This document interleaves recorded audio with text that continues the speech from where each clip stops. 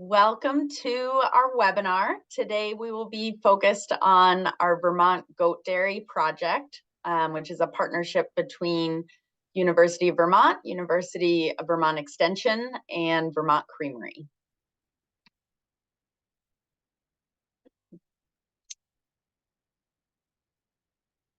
This project was funded by the Northeast Dairy Business Innovation Center, so great appreciation for the DBIC as well as the Vermont Agency of Agriculture. The funding from DBIC was awarded to Vermont Creamery, and we worked with the UVM project team to execute on the various initiatives. The primary objective of our work together was to understand the potential for continued expansion for the goat dairy sector in Vermont, including understanding the interest and desire for cow to dairy conversions, as well as opportunities for new farms to open up. The project team that will be presenting today includes me from Vermont Creamery. My name is Eliza Leeper. I am the Mission and Business Operations Manager. And then we will also hear from some of the project team at UVM. I am going to turn it over to Dan Baker to introduce our project.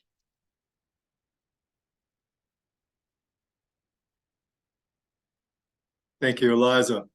So I just want to say that, I'm here today with Kelsey and Zach, Kelsey Meehan and Zach Smith. We had a larger project team, including the head of extension, Roy Beckford, Kate Finley Woodruff, Associate Dean of Cows, Michael Moser, and Claire Whitehouse, and Julia Danielson, all from the Vermont Center for Rural Studies at UVM. And so we were excited to do this project. Let me give you a little project overview here. Kind of our research objectives were to identify the need for additional Vermont-sourced fluid milk production from existing processors, and that included processors shipping to Vermont Creamery as well as others, identify gaps or opportunities in technical assistance provision, financing, and animal husbandry. We wanted to engage with producers to gauge their interest. We want to engage with cow dairy producers to gauge the interest in cow to goat conversions. Farms that wanted to move, that were currently milking cows, that were interested in milking goats, and then understand the specific needs of those businesses. We want to assess the educational opportunities that exist for dairy goat production at Vermont or regional institutions of higher education. And we also wanted to engage with the regional dairy sector and share the knowledge that we gained in this project and engage with the broader community of stakeholders about goat dairy farming. If I can just say, we're just going to do a little overview of kind of our main findings this morning. There was a lot in this study. And if you're interested in kind of learning more, for example, about educational opportunities, this report will be available online through the Dairy Business Innovation Center, the Agency of Agriculture. Vermont. Thank you. And you can see kind of in this, just in that photo there, kind of some of the work that we did, just kind of sharing out on farms with our partners in the goat dairy industry. A couple of glossary of terms. Processor is going to be any entity that transforms raw milk into processed milk and products. A producer is a person or a company that produces milk and dairy products. And then there's really two important terms kind of going forward just to be aware of. Fluid milk producers are producers who basically sell their bulk fluid milk to a processor as their primary product. So that's kind of all they're selling.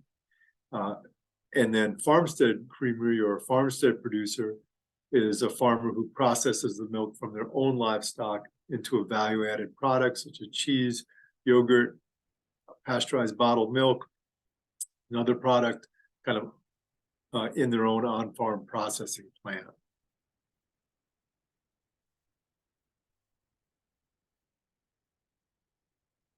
I just want to let you know a little bit about who we interviewed.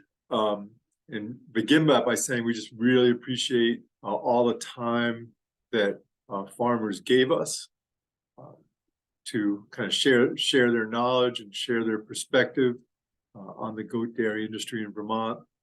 We interviewed 20 Vermont goat dairy farms. 9 of those farms, 45%, ship milk to Vermont Creamery.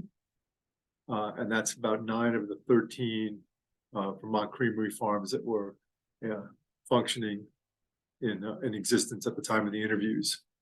And then 11 farms, about 55% of those that we interviewed, processed their own milk and sometimes purchased milk for their own on-farm production. And then the graph that you see there just gives you an idea of the kind of range of farm size. So this is at the bottom there where it says 40 or fewer, or 41 to 100. Those are all total goats on the farm. So for example, we interviewed 5 farms that had 40 or fewer goats. We interviewed 4 farms that had 401 or more goats. I'm going to turn it over to Kelsey Meehan now to kind of talk about some of the findings in the interview. Great, thank you, Dan. So this first slide is some of the interesting numbers we found through the interviews about production data. So the yellow columns are Vermont Creamery producers, those 9 that we interviewed, and the blue columns on the right are the farmstead producers, the 11. It was about half and half. And then on the left is the mean number, the average. On the right is the median. So half the median, meaning half of the farms were above that number and half were below. So the metrics we looked at here were total number of goats, which as expected, the farms that were shipping fluid milk tended to have much larger herds, or the number, their herds were larger. So averaged around 400 goats compared to the average of about 100 goats per farm for the farmstead creameries. We also looked at average annual milk production per doe.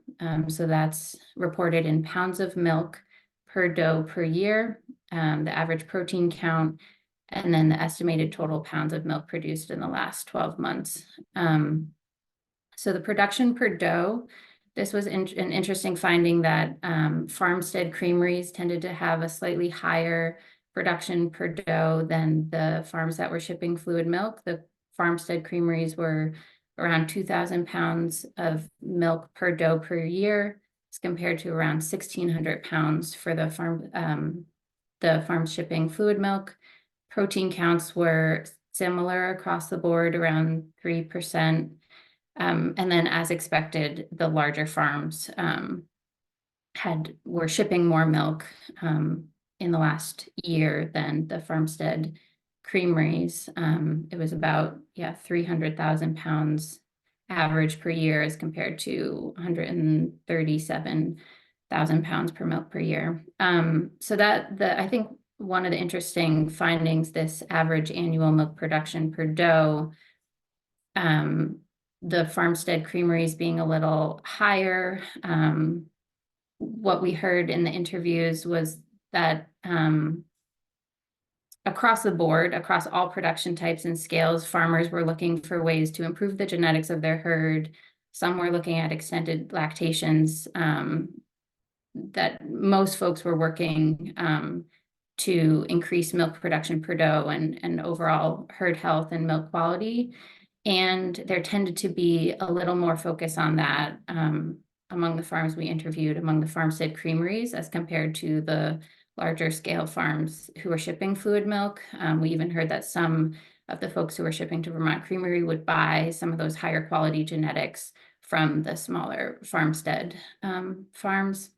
And again, that's a generalization, but we did hear that there was maybe a little more focus on that, getting really high production per doe among the smaller farmstead creameries. So one of the central questions of this work was, how can Vermont expand the supply of bulk fluid goat milk in the state or regionally? A few ideas or questions to try and get at how that might be accomplished were, would cow dairies be interested in converting to goats, especially given the kind of challenges to say it lightly, that cow dairies are facing in Vermont right now. What about the prospect of the smaller farmstead creameries scaling up and shifting to shipping fluid milk as a different production model, or in addition to processing their own milk? And the last idea being, would existing fluid milk producers be interested in expanding as a way to increase the supply of fluid goat milk in the state? So on this first question, the interest in cow to goat dairy conversion, UVM Center for Rural Studies used both an online survey and some in-person interviews to reach out to cow dairy farmers in Vermont. 34 cow dairy farmers responded. Of those 34, about 1/3 indicated some interest in, the wording here was, learning more about transitioning all or part of your cow dairy operation to goat dairy. Of that third, only 2 respondents requested additional information, which gave us a sense that there wasn't an overwhelming enthusiastic interest in making this really significant conversion. Of those who were interested, one said that they were the 3rd generation at their farm and looking for opportunities to keep the farm going. A variety of reasons why folks weren't interested that we heard, some being just we're cow people, not goat people. Profitability, not having a lot of knowledge about goats or what the transition would entail, and feeling like they had a good market for their cow dairy right now. The next question we looked at was, would existing farmstead creamery producers, so folks who are milking goats, making cheese, yogurt, things like that on farm, be interested in scaling up and shipping fluid milk? And of the 11 farmstead creameries we interviewed, 10 or 91% said that they were not interested in shipping bulk milk to a processor, and 1 was undecided. The most common reason cited for this was milk price and profitability, with these producers saying that they were able to capture a higher value per pound or per hundredweight for their milk by processing it on farm as opposed to shipping that fluid milk. That's one reason, but there were many reasons why farmstead creamery said that they wouldn't be interested in shipping fluid milk. One that we heard was that folks were just dedicated to being cheesemakers, that was part of the reason that they milked goats, or we're in goat dairy, was that they were cheesemakers, or loved the processing side of their business. Other folks cited just different priorities for management, like they were focused on rotational grazing and felt like the herd size that they had was better suited to that if at a smaller scale, lifestyle, facilities capacity. So in addition to profitability, there were a wide range of responses there for why farmstead producers weren't so interested in shipping milk. And so what we did find as maybe one of the best near-term opportunities for expanding the supply of fluid goat milk in the state would be existing producers scaling up. So we did hear that over 75% of the folks who were shipping milk that we interviewed said that they were interested in expanding their herds, increasing milk production per doe to expand the supply of fluid milk. There were some benefits of shipping fluid milk for these producers. One was a consistent market price and having a guaranteed market, basically that the buyer was guaranteed to purchase all the milk that they were producing, which offered a certain stability there. This compared with farmstead creamery producers who did express some more concerns about marketing and distribution. In contrast, these fluid milk folks who are shipping fluid milk had a guaranteed market. One thing that fluid milk, fluid milk, folks who were shipping milk said overwhelmingly that would help them scale up was having better and increased communication between them and the processors who they were shipping milk to. Digging into that a little bit, 66% of the folks we interviewed suggested specifically that improvements be made to milk testing, milk quality premiums, and/or support with milk quality issues. So the idea of a dedicated person from the processor being able to help troubleshoot some of these issues, specifically for the folks who were shipping milk, was something that came up a lot. So while folks who are shipping milk did have a guaranteed market, there were still concerns about the rising costs of inputs compared to milk price. I think it's a really tough time right now. Folks cited increased costs in feed, in milk replacer, in bedding, equipment across the board. These costs were going up, which affected profitability. As far as strengths and opportunities that these producers cited were genetic improvements and extended lactations as a way to increase milk per doe and overall milk production and milk quality and profitability. So those were opportunities cited. And we found some findings that were key and applicable to all of the goat dairy producers, or most of the goat dairy producers that we interviewed.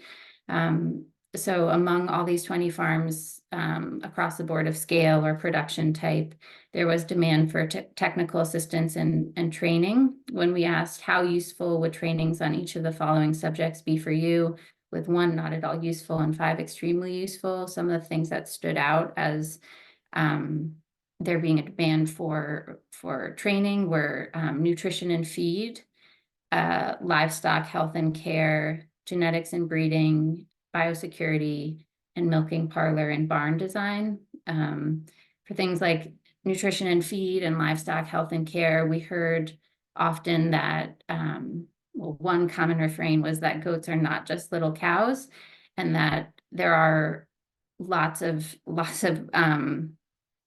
service providers and technical assistance available for cow dairy in Vermont, and that it doesn't directly translate to small ruminants. And so having nutritionists who are knowledgeable about goat dairy needs and veterinarians and extension, specialists that all have expertise in goats as compared to cows was something that we heard a lot. Notably, 17 out of the 20, so all farms, brought up aspects of herd health issues, disease, biosecurity, milk quality, things like that in our interviews. So just really driving home that point that some of these technical assistance things, nutrition and livestock health, were really important. And I will hand it back to Dan now to talk about a few more of the key findings from the report. So this is there's an interesting thing, an interesting stressor, an important stressor that we found on nearly all of our interviews with goat dairy farmers, which is the issue of kind of what to do with the male baby goats we call bucklings. And I've noticed in kind of discussing this with this report with folks, if you're not in the goat dairy industry, you're not really aware of the issue, but it is really a quite significant stress that goat dairies just need a couple of male bucks. And so, when about half the animals are going to be born are going to be kind of male goats, bucklings, and selling them is really a challenge. We don't have the markets developed that we do for male cows and their calves. And so the challenge for us is to find a way to help goat dairies kind of access goat meat markets. And there are substantial goat meat markets in the United States, in the region. A lot of ethnic groups and kind of cultural practices favor goats. There's actually a goat calendar to kind of help connect farmers to those markets, but there's not really the infrastructure for that. Right now, farmers are using a variety of pretty time-consuming methods to sell their bucklings. They use social media. There's some independent bulk buyers. But in Vermont, we really would like to develop kind of a better process. There's also, in addition to this, there's a few farmers who are starting to work on grazing goats that may be able to help us as well. Just like a little quote here, the thing that discourages growth is what to do with all the offspring. One thing that would discourage me from having a lot more goats is the stress of what to do with all those kids that are born. There isn't an established market there like there is for calves. You could send a calf to auction and get money for it, but there's not that for baby goats. So thinking about ideas about how to address this issue is kind of one of the important recommendations moving forward.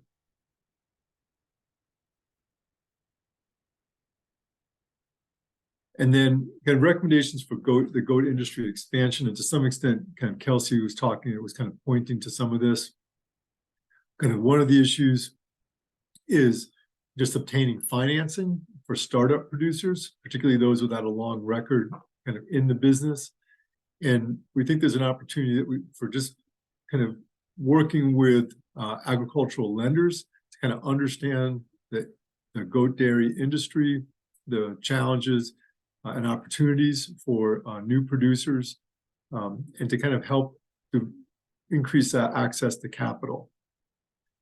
We also don't have in Vermont, we also don't have the institutional infrastructure that we do with cow dairies to support kind of both the fluid milk farmers as well as the farmstead producers and all of the products that they produce. And some of these things could be increased technical assistance for animal health and nutrition, like Kelsey was saying. Goats are not cows, not just small cows. Assistance from reproductive and genetics specialists, and many of the farmers we talked to talked about their interest and opportunities in improving genetics. Working with vets and technical providers on kind of broadly on how to assist with health issues, nutrition issues for small ruminants, and then to increase the number of forums and events, to increase communication and information sharing about those genetics and experience. As well as there are a few farms that have done the cow to goat conversion, and that might be an area that some farmers are interested in. On the finance end, I'm going to turn it over to Zach Smith, who developed this very interesting tool that I think will be useful to many farmers. Thanks, Dan. And so what we're going to do now is I'm going to share my screen real quickly, and I will walk through the tool. This Dairy Goat Business Calculator was created to support service providers, farmers, anybody interested in looking at how their how this enterprise would look based on a variety of reasons. But so what I'm going to do is kind of explain where this calculator is currently living. It's we will share the link to it. It's on our UVM website, and at the website you'll be able to download the Excel spreadsheet that I'll walk through with you. You'll also have some contact information in case you would have any inquiries for me. But a little bit about the calculator. It was put together with a lot of great input from several Vermont goat dairies, as well as some North American larger scale research case studies on goat dairies. So what I did was I put together as much information as possible to create a tool that could be used, that could be interacted with by planners as they're going through their processes of finding out if getting into a goat dairy or amplifying the current goat dairy it would be a possibility. So what the tool does, it's based on a lot of assumptions that were put together from the information that was gathered. And these assumptions provide information that can be calculated by the tool and it'll help you just look at production levels, monthly revenue, monthly counts of herd size, how the herd size goes up and down, and how that herd is composed, like Dan was talking about. You know, there are the situation with kids and with bucklings. You can also look at other revenue streams that could contribute to the overall farm enterprise. And then it has a close look at a lot of your expenses. So what I'm going to do is walk through a little bit, but also on the website, we have instructional videos that are available for you that go through the three main parts of the tool. So I recommend that you go listen to the videos that we've prepared. They explain a lot of the nuance of these tools and these sheets. And you know, hopefully you'll be able to utilize these on your own. But like I said, you can always contact me should you have a question. So the tool, this is the version of the tool that you'll be downloading. And it has some directions to get you started off in the beginning. And jumping right into it, what you can do is basically what this tool is going to do is you can start at the top here and talk. You can just like put in what you're thinking about milking, like how many does are you going to milk throughout the year at a certain point. And in these yellow cells, that is where we ask that you can put in what you think is relevant or achievable to your operation. But we have started with these cells being pre-populated from the data that we gathered from our producers here in Vermont and throughout North America. So adjusting this number up here will adjust all of the numbers on the production side, which will show you your monthly, how your monthly checks will look. And it aggregates everything in this total or average column in column P here. And then it goes through and explains like how your herd is going to change. Specifically when we're like what we were talking about.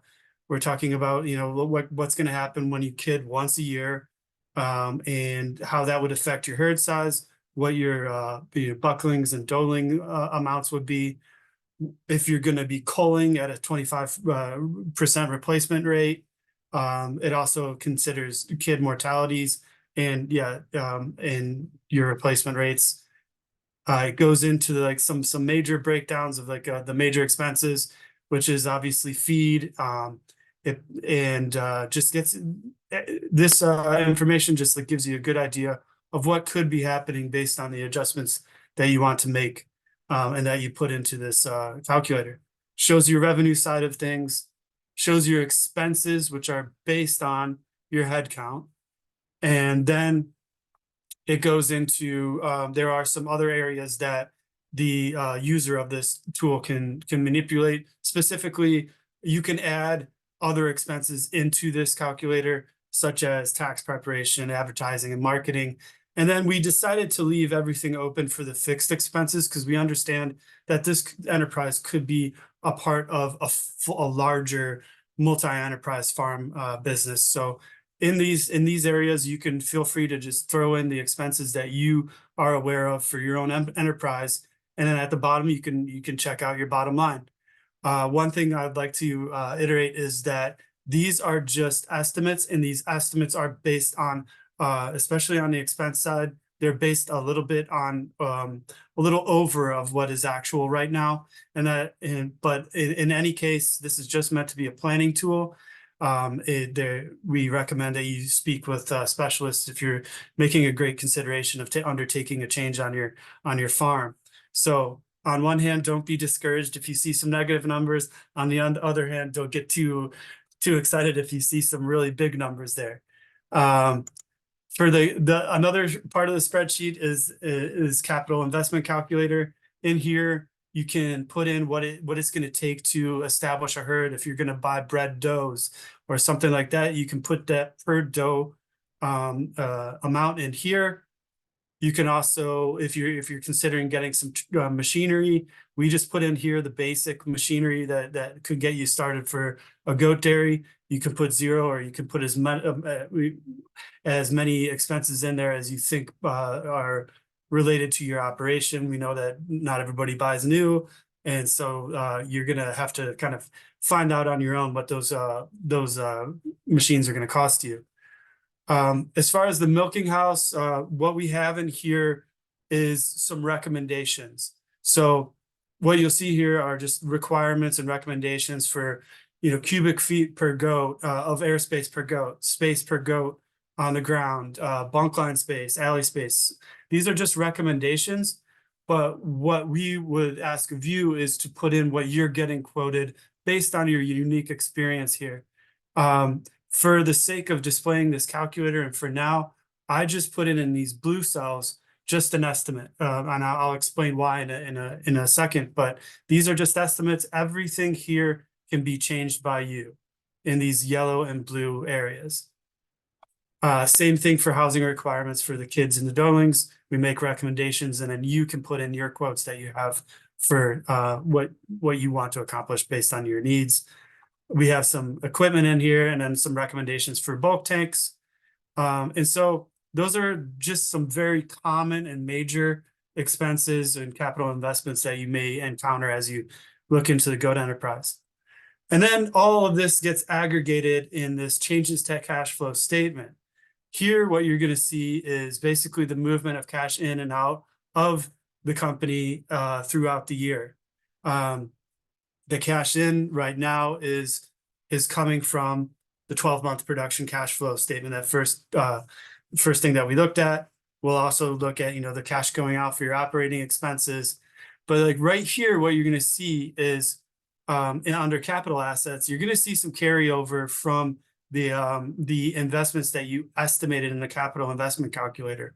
Now, there are a variety of ways to look at these expenses. These are one-time expenses that are going into your onto your balance sheet, if you will. But this is just meant for you to understand what is being taken on as an expense. This is not a full-on balance sheet. This is just looking at just like what investments should look at like for you. And then right here, you can talk about, like what it looks like for loan financing or debt financing some of these expenses as they come along for you.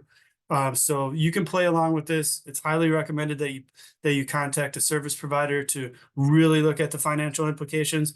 This is just meant to give you a rough estimate. And at the bottom, you can start, adding any type of non-farm income that you might have coming in. You can talk about the cash that you have on hand at the beginning of the year. But all in all, what it does, it just helps you see where cash is flowing due to your goals for this operation.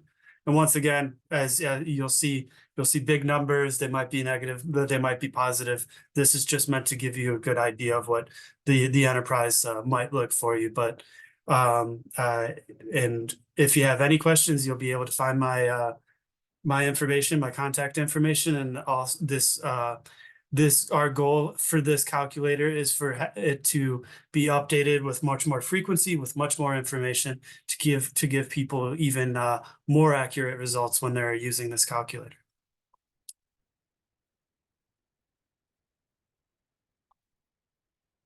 And all right. So in closing, again, we just want to thank all of the parties involved. So UVM, Vermont Creamery, Vermont Agency of Agriculture, and the Northeast Dairy Innovation Center. All of us will have our contact information included on the DBIC website along with this recording, and you're welcome to reach out to us for further questions or to learn more about the project.